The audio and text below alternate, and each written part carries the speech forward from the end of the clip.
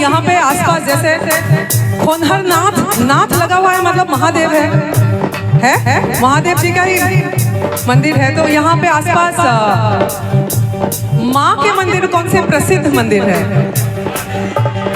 हाँ, गढ़ देवी। कितना दूर है यहाँ से? 5 किलोमीटर, 10।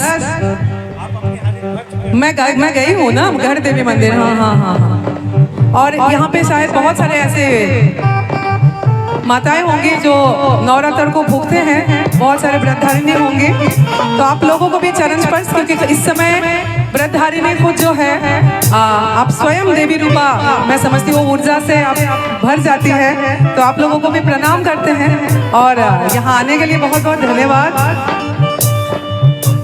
ऐसे अलग अलग बहुत सारे पचरा गाए हो, इसी स्केल में होगा कि नहीं?